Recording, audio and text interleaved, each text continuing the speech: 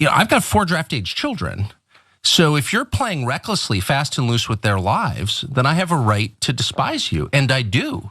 So if you're Nikki Haley, who's running for president, or Ben Shapiro, or half the people I see on television casually mentioning the possibility of nuclear war or sending Americans to fight in the Middle East, or in any way involving us in a war that has nothing to do with prosperity and peace at home, nothing, in other words, to do with us, Americans, then I have a right to call you out and be really offended because it's my family. There you have it. Tucker Carlson very clearly stating that he despises conservatives like Nikki Haley, a notable neocon, and Ben Shapiro, also a neocon. Look, I'm gonna pause and ask you for comment immediately, John, because I don't know what to make of this, right? I acknowledge that there are people who I overwhelmingly disagree with on an overwhelming number of topics, okay? And Tucker Carlson happens to be one of them. But one of the things that he's been pretty consistent on is this anti-war narrative. And at first I thought it was just a ploy, an attempt to appear more populist, to grow his audience numbers, or maybe potentially run as president in the future. But I'm starting to think he really means it.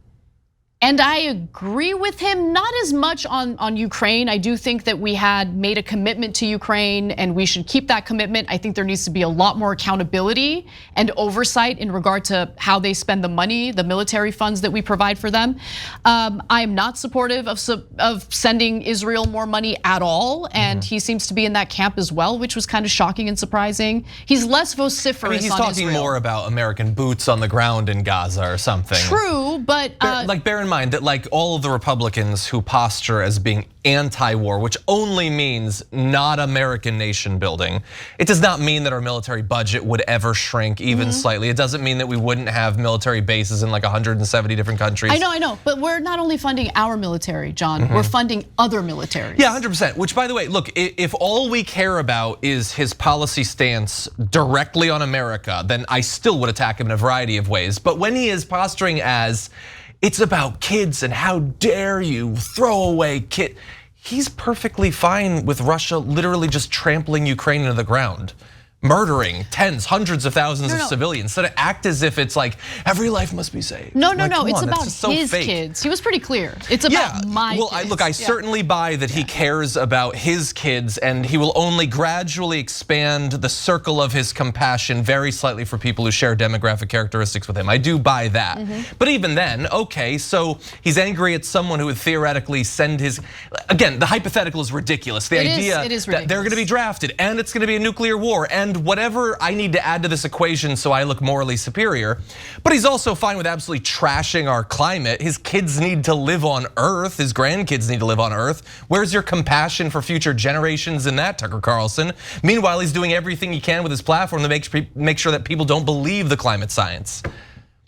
And also, by the way, on Ben Shapiro, I don't follow a lot of Ben Shapiro. Ben Shapiro says he's not advocating for either of those things. He says he's never suggested that we should have American boots on the ground in Gaza, and that I don't even know what the reference to Middle East violence is. But like Ben Shapiro can be wrong on a lot of stuff. That doesn't mean he's taken the positions that Tucker Carlson asserts that he has. Yeah, and look, to be fair, I haven't seen anything from Ben Shapiro indicating that he would want boots on the ground in Gaza or in Ukraine. So you're right about that. But he has been, I mean, listen, he's incredibly supportive of anything Israel wants to do. Sure. And so, yeah, he loves the unwavering support that the US government has provided for Israel. And we continue to send billions of dollars to Israel, even as they're carrying out war crimes in Gaza. Ben Shapiro has co-signed that. He's in favor of that. Same with Ukraine. I remember the last time I had a conversation with Ben Shapiro on his show as part of his Sunday special, he made it abundantly clear that he is 1000% supportive of US military aid going to Ukraine. He thinks it's a smart thing to do. So these are the issues that kind of lead to this division within the Republican umbrella that I think is really fascinating. And it's been growing in recent months, and I'm curious to see how it plays out. But Shapiro did respond to Tucker Carlson. And there's like some confusion about the timing of that interview with Tucker Carlson. When did it actually take place? Why was it recently released? So ex-user Ron Flipkowski is the person who had posted that snippet of Tucker Carlson's interview with Russell Brand, where he said that he despised people like Nikki Haley and Ben Shapiro. Ben Shapiro responded to it, saying that Tucker is simply lying about my positions. I've been calling for a negotiated end to the Ukraine war, freezing the lines of conflict since early on in the war. When Russia had taken a significant portion of Ukrainian territory. He's saying he wants to give a significant portion of Ukraine to Russia. I don't believe him on that, because I spoke to him in October of, not last year, but the year before that. He wasn't advocating for that. I don't know. Anyway, but let me continue. That's what he's saying now. I have never called for American boots on the ground. That is true in Ukraine, ever. I have never called for American boots to defend Israel, ever. I've invited Tucker to sit down multiple times over the past few weeks to clear the air and discuss our differences. He said he's willing, but his team has told us that he's busy for months because of all of his foreign travel.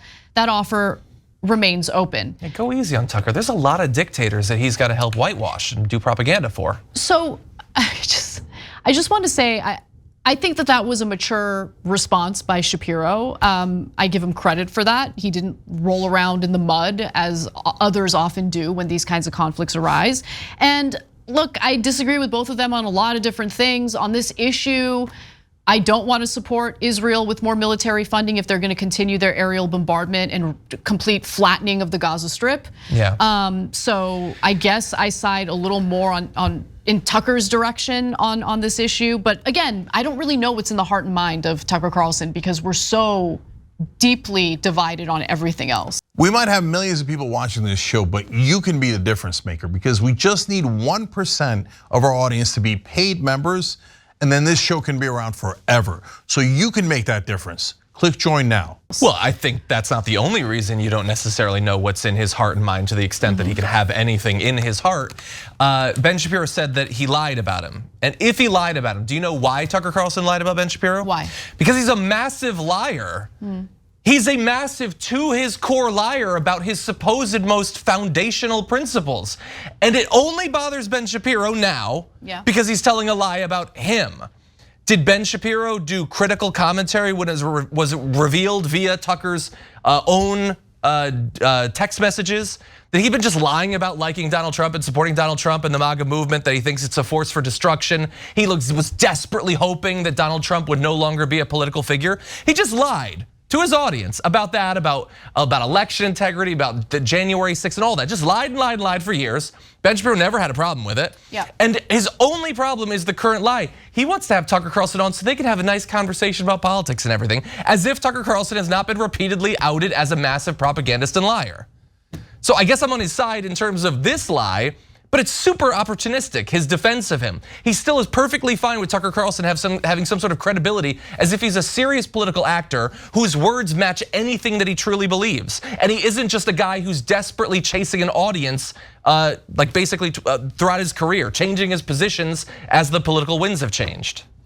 Well, making the story a little more complicated is the timing of that interview with Tucker Carlson and Russell Brand. So even though Filipkowski posted this just recently, the episode itself was apparently published February 1st, which wasn't that long ago, right? It's the 14th, it's Valentine's Day. But according to the Daily Wire co-founder and CEO Jeremy Boring, Tucker's team says this conversation with Russell was recorded last year, long before Ben invited Tucker to discuss their differences in person on January 2nd. I'll take them at their word, but that's just all the more reason Tucker needs to sit down with Ben ASAP instead of shadowboxing a caricature of Ben Shapiro he made up in his own head. So, yeah, again, why are you taking them at their word? They're massive liars. That's the take. We'll see how this plays out, but this isn't the first time I've seen conflict brewing between Tucker Carlson and Ben Shapiro. Tucker Carlson's been taking some jabs at Shapiro on his show, and I think it's getting to a point where Shapiro feels that he needs to respond, and I think he wants to have that conversation to kind of bring the temperature down. I don't know if it's going to work. I think he wants to have the conversation because he thinks it'll get a lot of views. I think that's all of politics is for these people.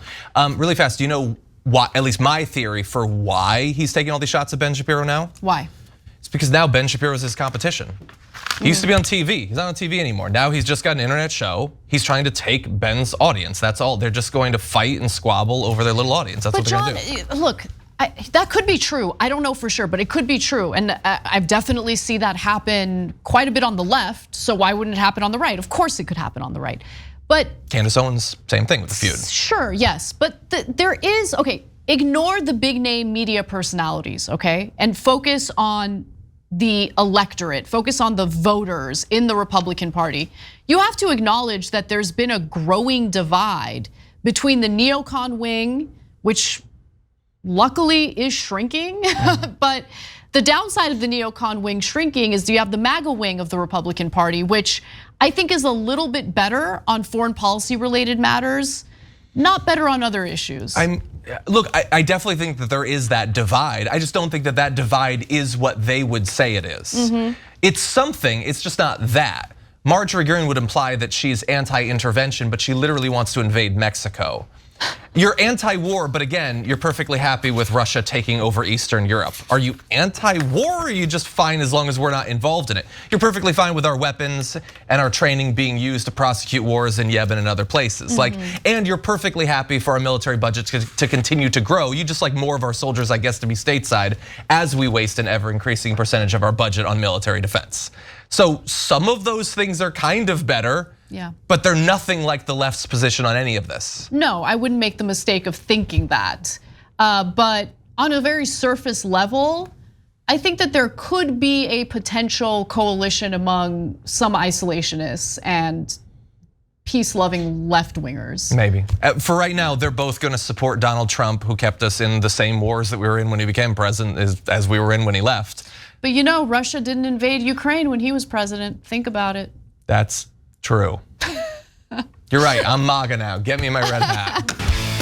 Hey, thanks for watching that video. We really appreciate it, guys. And we appreciate it if you become members, because that allows us to be independent, honest, progressive, all the things that you don't get from corporate media. And all of that is because of you guys. Hit the join button below and become one of us. Become a Young Turk.